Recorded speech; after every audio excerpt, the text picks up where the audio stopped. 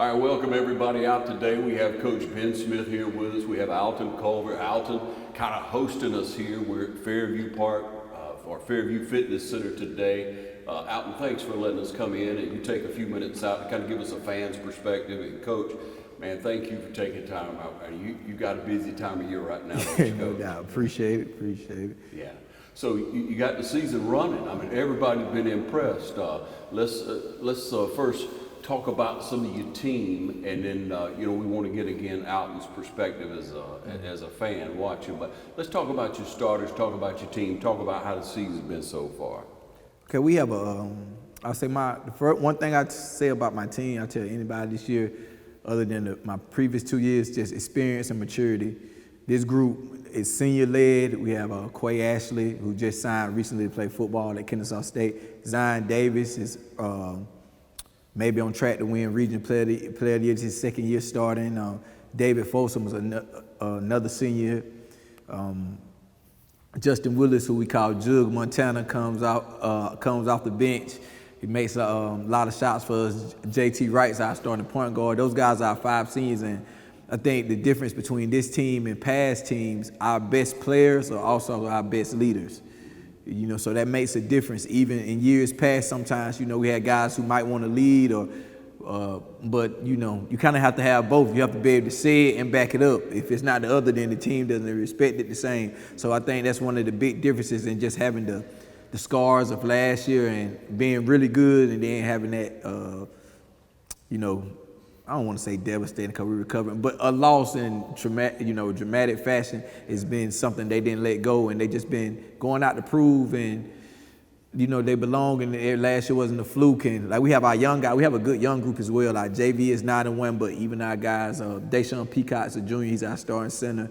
We have Zion Battle coming off the bench, 10th grade. Isaiah Field, he's a 9th grader playing major minutes. We had two new guys. One come back to the program. Desmond Gilbert played basketball his 9th grade year, didn't play 10th grade, came back as 11th grader. Ramonte Darty is also a really good football player. So we have a good 3-man rotation at the big spot. And Martravius O'Neal, who's a sophomore. So we kind of, even though we're senior, 5 seniors, we have a lot of guys who will be back next year. So my thing is building a program. When I first got here, I didn't want it to be, because when I came through Dublin, it was kind of like, okay, it was a group of kids. You might say, oh, they're going to be good. And it's a lot of focus on them. And then we kind of skip 1 or 2 years in between, like whatever. And then let's focus on them. So we want to, it might not always be the same results, but we want the same intensity and focus. We want to be here every year when the rankings come out or the end of the year. It might not be championships or Final Fours, but Dublin is in the conversation. Well, T&D is in the conversation. Yeah, There you go. There you go. What's your take on the team? Well, first, I just want to say thank you guys for coming out. It's a pleasure to have T&D in the building. Yes, sir. Appreciate you. Yeah. And, Fairview Fitness Center, from sponsorships to courtside sponsorship, we believe in T&D. So proud of these kids, so proud of Coach, the things he's doing over there. Been a fan for a long time. I think back to that group. I pretty much watched them come up from middle school.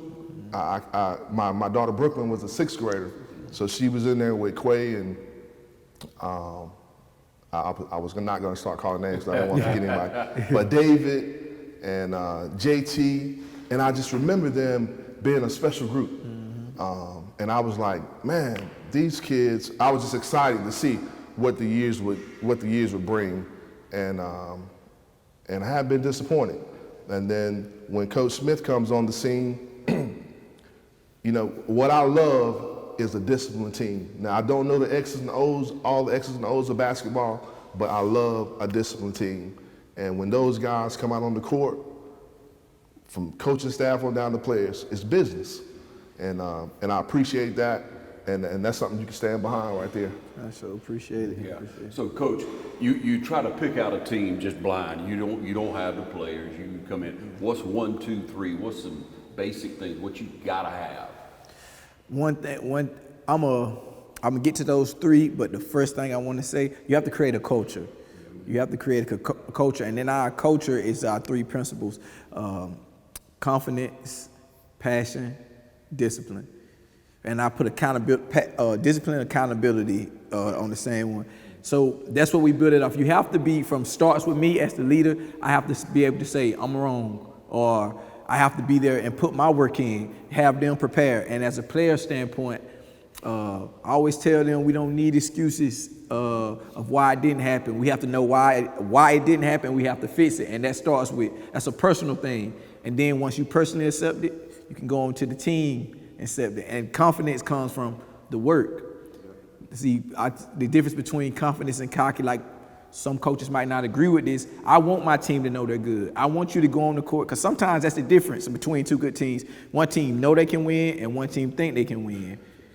So I want them to but that comes from work, through practice, through weight room, through film. Like basketball is an in-season, maybe 6-month thing, but out of season we do a lot of conditioning. We run, and we work out in small groups, which GHSA allows us to do. So it's just building that. The more you put into it, the harder it is for you to give it away. And then the last thing is passion. When you see Mr. Culver here, or when other people talk to me, I love for them to say, more than I love to say, well, Jug can shoot, or Quay can pass, or ZD especially. I love for him to say, man, your kids play so hard and they so disciplined. And when they come out on the court, like he just said, it's business, because we always preach playing to a standard. Where we playing a team who's 20-0, or we playing a team who's 1-20. We want to play right here. Like, don't let the competition dictate how we approach the game. So that would be our culture, and then our 3 pillars up under that. Yeah, that's awesome. And I'm gonna just jump in on that. Being courtside, and this is another thing I can appreciate about Coach Smith, adding that facet into it, because I think it's special being able to be down there and experience that with the kids. But being courtside, I watch the kids from both teams, and you'll see kids come in, play ball, and maybe the other coach takes them out, and this is several different teams. Kids, you can see the emotion on their face, like, why are you taking me out? Or I don't feel like I should have been taken out. And I'm not just tooting the horn, but when I see the Dublin guys, when they're rotating in and out, it's nobody, I have yet to see it. Now somebody else may see it, but I have yet to see it, and I'm right down there. But when they come off the floor, they're not showing any expression on their face like, man, coach done pulled me, or I was doing this, I was doing that. It's about having the next soldier come in, and they're just filling the gap. And everybody knows their role, and it's a team effort. And like I said, that's what I really appreciate. It's not, I have yet to see, it's not a me. Yeah. Everybody knows their role, and when it's time for Jug to come out, or when it's time for JT to come out, or Quay to come out, David to come in, or Peacock to go out, and Darty come in, everybody's just coming there to do what they know they're supposed to do. And I can appreciate that. That's yeah. good, Alton. Yeah. Hey, now let's take it back to 3 years ago. You heard the news coach was coming.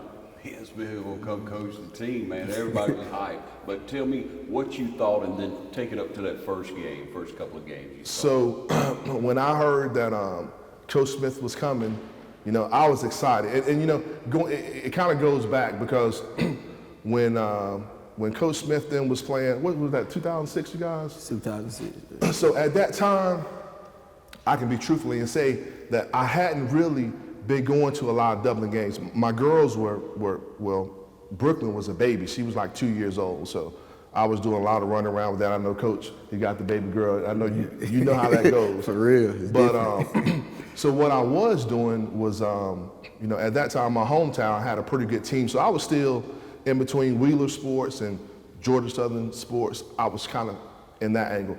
Yeah. So I did see Coach them around that championship when they had that run. I did see those games, and I said, oh man, that's a special group. So then fast forward, when the talk is Coach Smith might be coming back, I was like, oh man, this is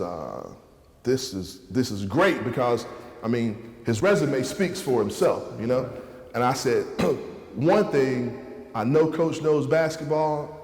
He's been a heck of a player all through the league, setting records down in Jacksonville. But the thing I liked the most was, here's a young guy that basketball has taken him literally around the world. This man has seen something that he can instill in these guys that few others can do. Because, hey, I've never been to France. That man lived there.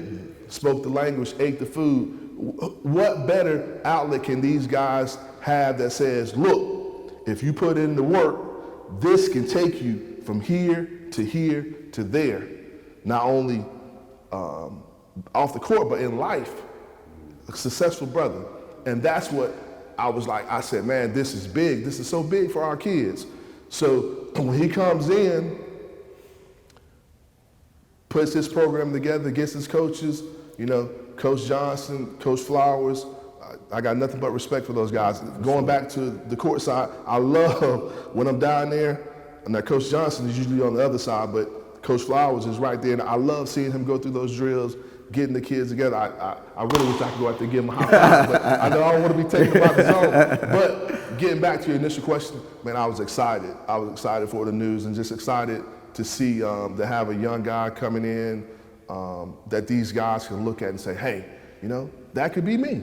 That could be me if I put the work in the classroom, on the court, and keep my head straight out in the community. That could be me. And Coach Smith, you know, over the years, I mean, I hadn't had dinner with the family, but I know his mom and his dad, and they're good folks.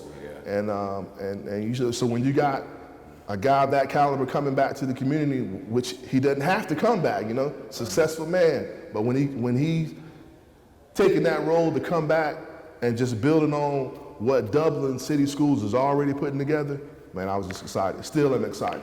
Yeah. You talk about, people can talk about passion and people can live it. And he's lived it. He lived that passion. He still has it. And he can express that to those young people. That's powerful. Yeah. That's real powerful. And that's what we see you do from courtside. When we watch you over there coaching, you know, how'd you come up with the stool? I want to hear this today. How'd you come up with the stool, Coach? So I really like Jay Wright at Villanova coaching, and I saw him do it just one game in the NCAA tournament. I can't remember, but they were playing somewhere where the bench was below the court. So he sat up on the court on the stool.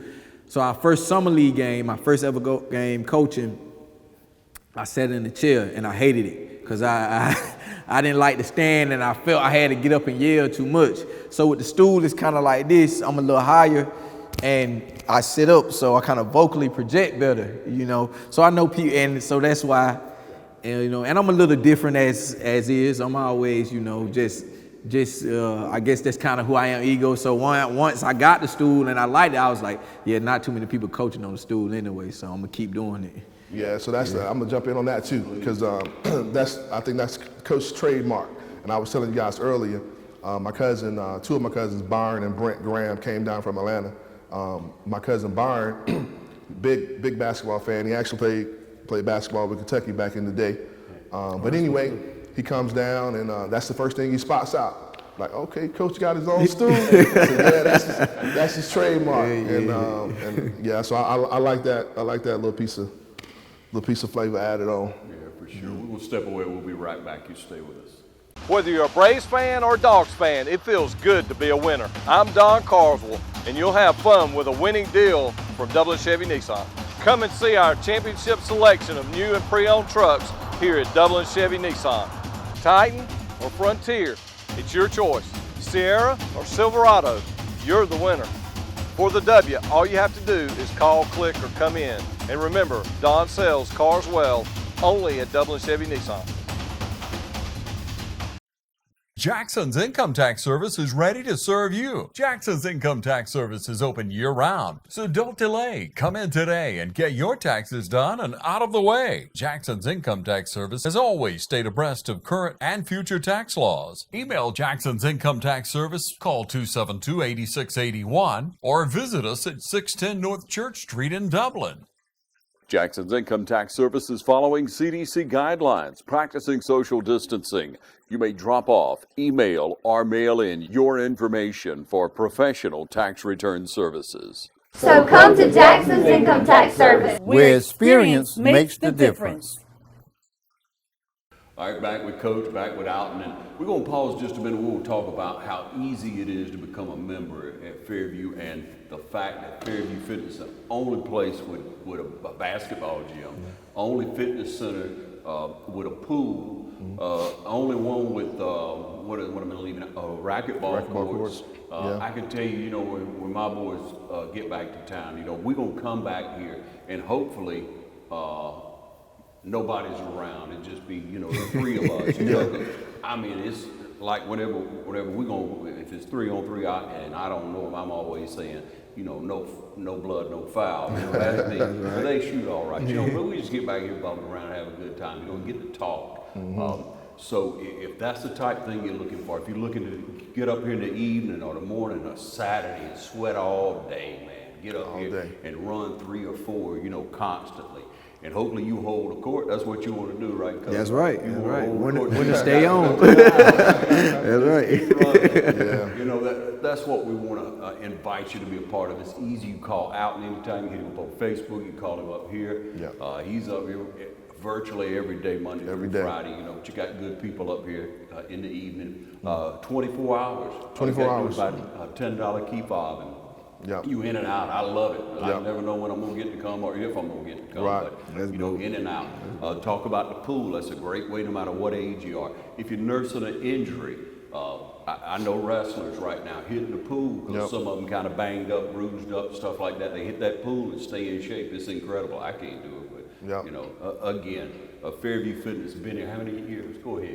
Going on 30 plus years, 36. You know, literally you would have to drive probably 100 miles in either direction to find the amenities that you would find here. Like you said, you know, the indoor racquetball course, indoor gym, indoor heated pool, machine weights, free weights, about 30 classes average daily.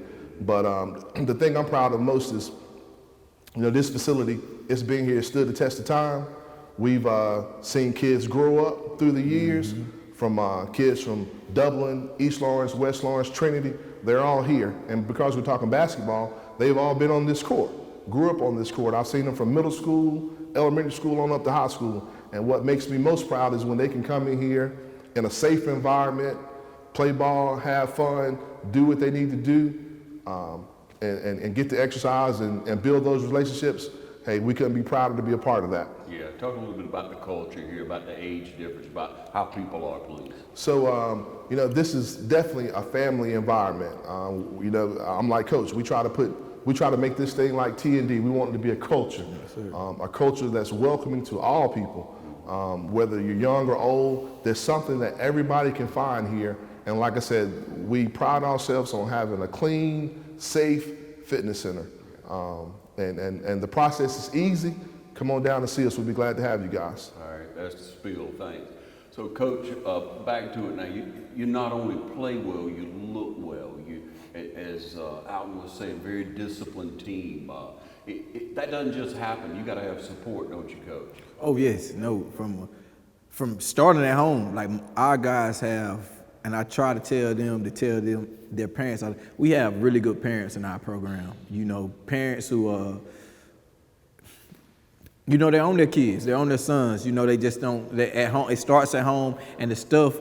And I try to talk to them before the season. We have parent meetings. We want to be on the same page.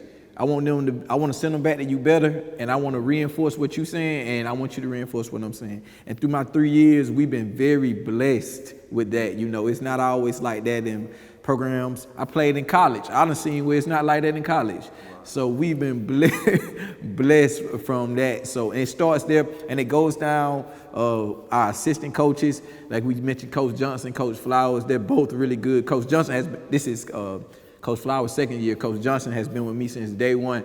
You know, he's really good for us basketball-wise, relationship-wise, just talking life, which I feel is really key for our basketball culture, just to be able to, like if you take them home or something, just on the bus, come on, let's talk about whether just the NBA or basketball or just their kids. They go through different stuff, different emotions. So whatever they walk through in their day, whether it's girl problems or home problems, you have to share that with them because, you know, that they're learning and you're there to help them learn through that process. So that's why I think we have that discipline. It's a trust there. When they trust you and know that you care about them as people, it's easier for them to listen to you as basketball players. Exactly. That's part of what you see, isn't it, Alton? Yeah, and you know, he couldn't have spoke truer words because as far as that family environment and the parents, you know, like I said, I didn't have any kids playing basketball, but my girls have all been cheerleaders, and through the years, that's kept me with the basketball parents. And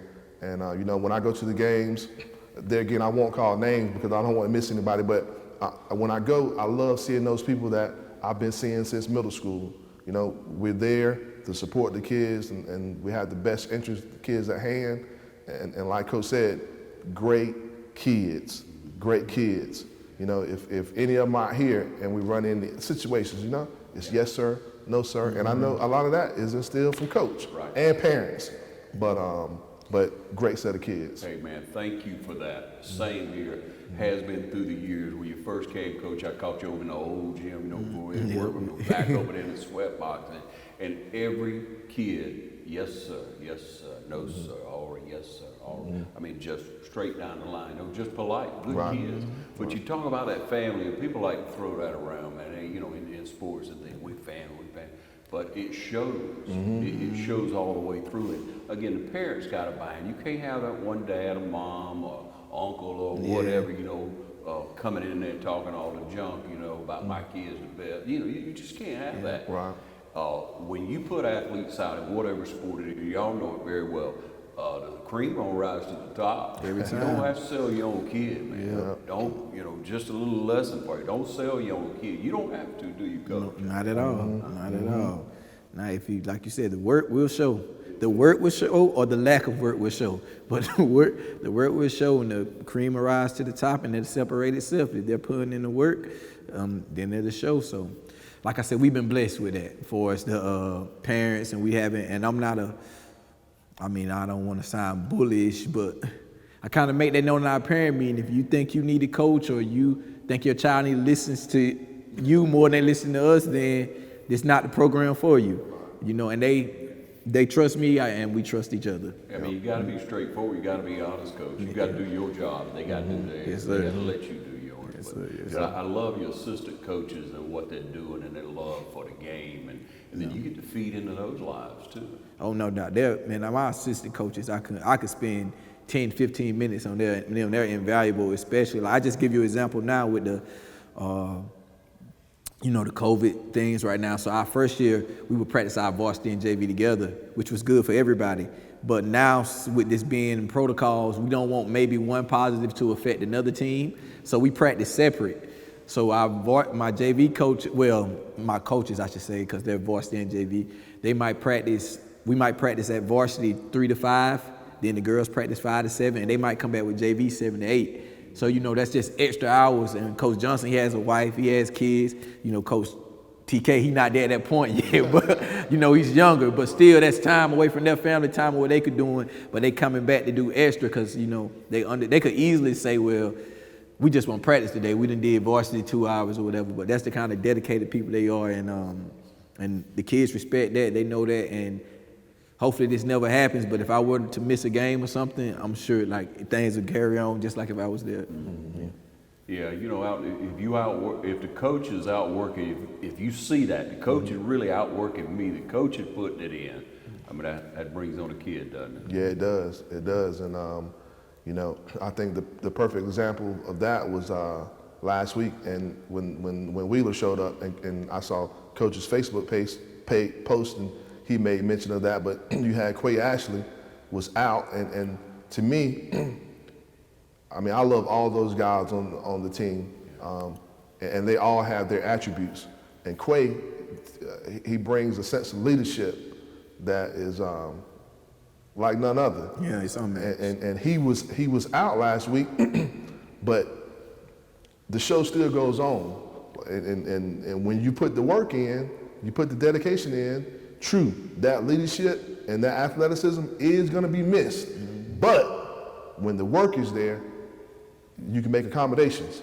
So everybody knows, hey, Quay's gone. He's doing big things on a college visit, so I got to step up. And you saw that. You saw that.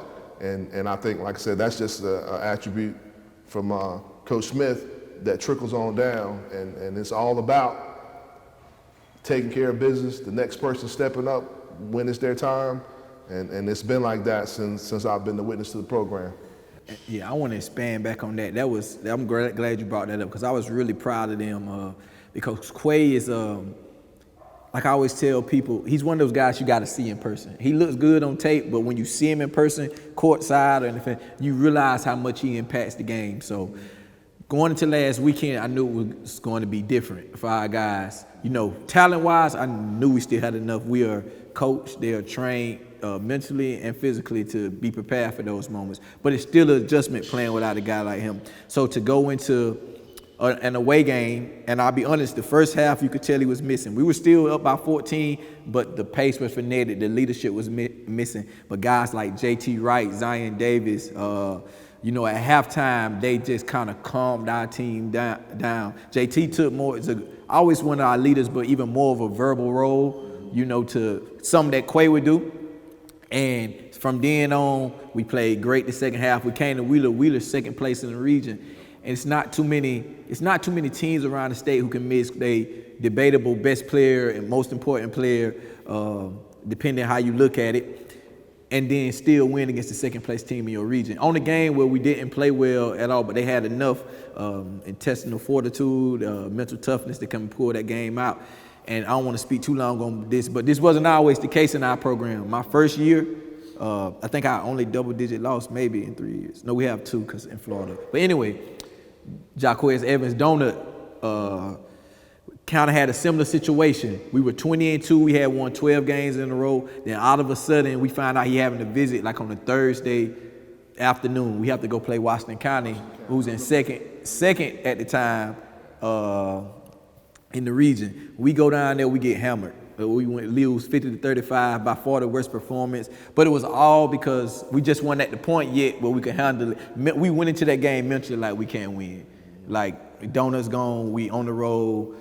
So that was a big moment. That moment right there made this moment 2 weeks ago. So now the perspective is different. We don't care what happens. Our kids, and it might not always turn to wins, whether it be foul trouble, somebody missing, somebody injured, they feel we should win anyway because of the work we put in and the character we have as a group.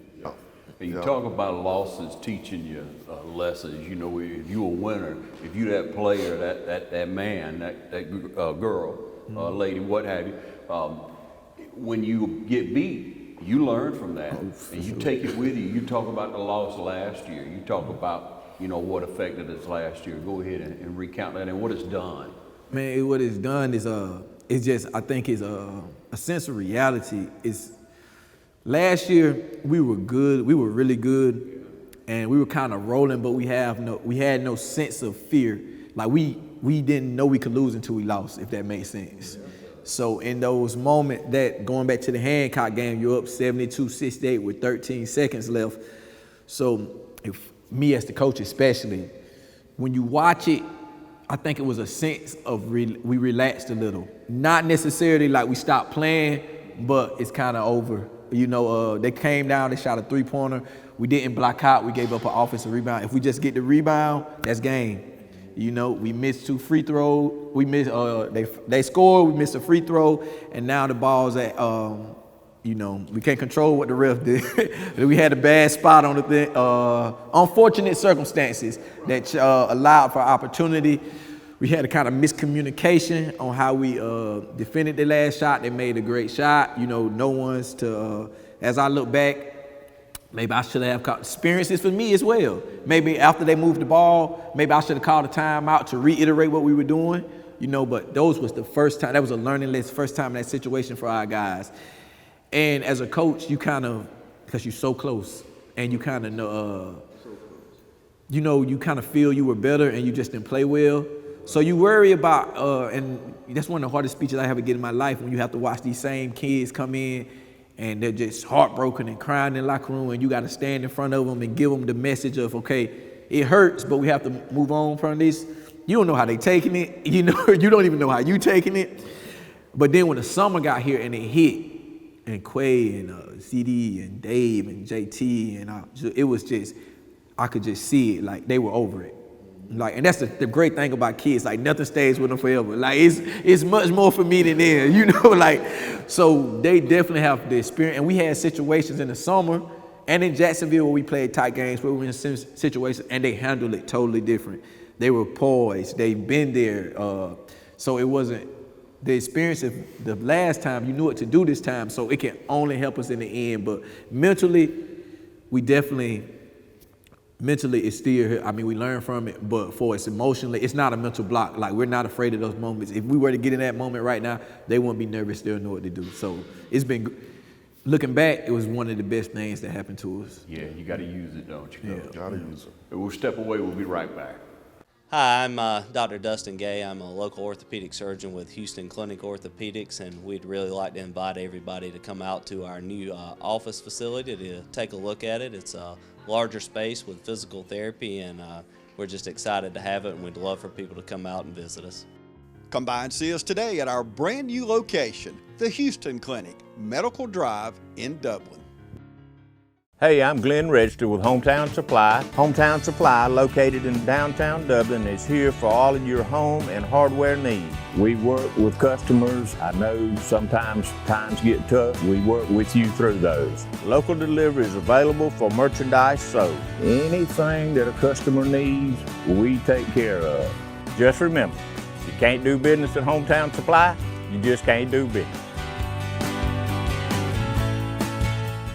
All right, we're back with you. Now, Coach, Alton hits me, I guess, yesterday with the brackets up. Yep. We hosted. Yes, sir. Yes, sir. Tell us about how it should fall. All right, so we're no matter what, we're number one seed in our region on the boys' side. So that means February 18th and 19th, we will host the region tournament. That includes boys and girls. So once the final 14, the tournament actually starts the 14th, but the lower seeds will play. So by the time it make it to our gym, the final 4 teams left in the region tournament will play. So you'll have a girls game Friday at 4, followed by a boys game, where the 2 seed on the girls will play, to be determined who they play at 4. Then the 2 seed boys will play at 5:30. Then the number 1 seed girls will play at 7, and then we'll play at 8:30 on that Friday. And then once you get to the finals and consolation game that Saturday, the consolation games will be played at 1 and 2:30. The girls game will be at 1, 2:30 the boys. Then we'll clear the gym. And then the girls championship and boys championship be played at 6 and 7:30. Who you think you're gonna see? It's hard to be determined. Wheeler has a really good team. Dooley, they're 2nd and 3rd right now. They split. So I think if I had to bet, I think those teams will get to the Final Four. Trutland and Wilcox are battling for 4 and 5 right now. Trutland has traditionally, they have tradition. They're used to winning. So maybe one of those two. But this region is crazy. Telfair has a really good player who also plays quarterback. He one of those guys, like if he's, I think his name is Tonio Scott. That's number 4. If he gets hot, they can definitely upset somebody. He can go from 25 to 35 points. So, it's kind of, for me, I really don't know. I would probably say, I would expect Wheeler and Dooley to be here in some form for sure. But the next spot, that 4th spot, it's a toss-up. Yeah. Out in the best part is you're going to be courtside, right? Courtside, baby. Courtside. I love it. Hey, we got to wrap it up, but I can't go without saying, Brenda Smith is one of my favorite people in the community. She's done some terrific things over time. Just an outstanding lady. So, what's it? Mama Smurf? Yeah, Mama Smurf. That's my girl. My girl. I know, right? And don't let me leave my new girl like Tiffany Smith and my newest girl, Odyssey Smith. My man Benjamin Ray. They they have to sacrifice a lot. I was just telling her the other day, I know we got to go, but I hate the game days. Sometimes I leave before they wake up, and then when I get home, they'll sleep. So I want them to wake up at 5 o'clock the next day just to play with them. So, I never want to, I want to thank them. All 3 of my babies don't really understand, for their support. Yeah. They will. They'll see this later on online and really appreciate it, because that's what it's all about. That's why I bring it up, because you can't do things without support, without family, and your family is helping you coach. No doubt. They know what the deal is. Yep. They live it every day. Yep. Thanks for what you're doing, Coach. Appreciate it, my brother. Thanks for hosting. Yeah, appreciate it. Glad having you guys. We can do it again sometime, chop it up. Hey, we'd love to do it. Yes, sir.